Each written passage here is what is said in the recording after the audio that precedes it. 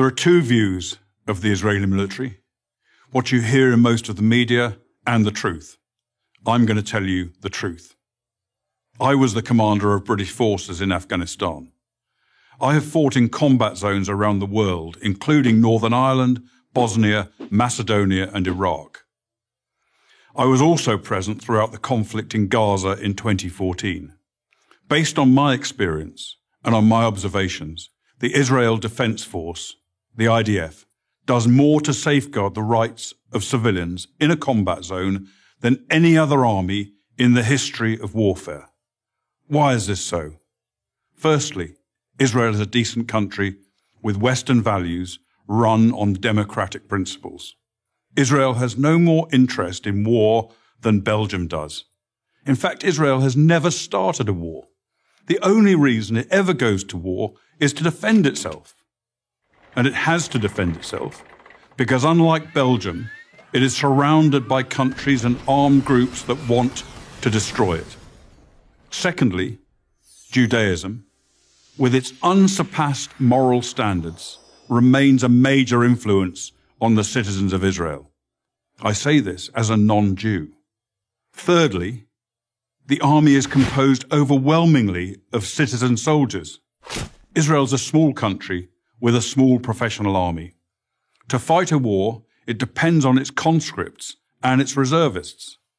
These are ordinary citizens, from professors to plumbers, called upon to defend their homes.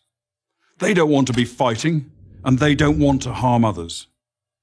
Nowhere was the essential morality and decency of the IDF more evident than in the Gaza war of 2014. If ever there was a purely defensive war, this was it.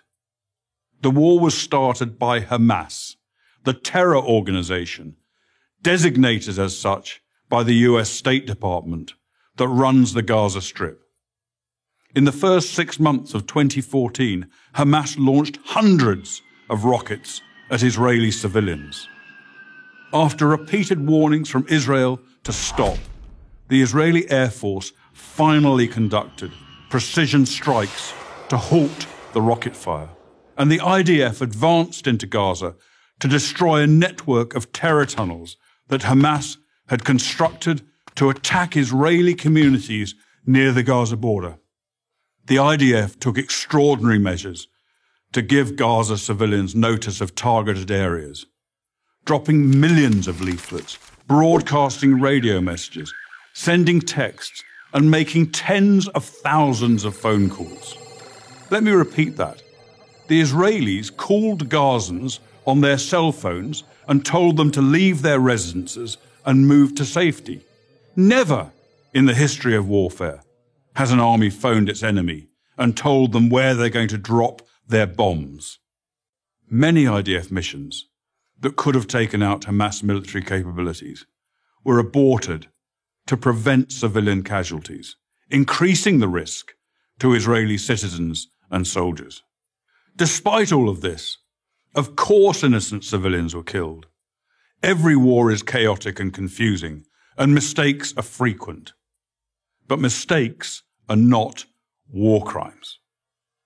Hamas, on the other hand, committed war crimes as official government policy. Hamas deliberately positioned its military assets among the civilian population, hiding weapons in schools and hospitals, and placing rocket launchers alongside apartment buildings, then forced those civilians to stay in areas they knew would be attacked.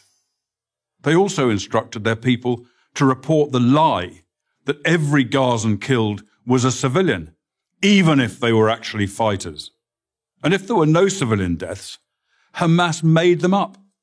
Numerous internet sites show Palestinians elaborately staging sniper victims and smashed ambulances, among other phony horrors. It's so common, there's even a term for it, Pallywood, as in Palestinian Hollywood. Ironically, it's the leaders of Hamas themselves who best understand the extraordinary measures the IDF will take to protect innocent civilians. They take full advantage of Israel's decency and adherence to the laws of war. No army takes such risks in order to protect civilians as the Israeli army does. I say this as a professional soldier. I say it because it's true, and people who care about truth should know it. I'm Colonel Richard Kemp for Prager University. Join Prager University. Click here to subscribe to our YouTube channel. Click here to sign up for free at PragerU.com for quizzes, contests, and prizes.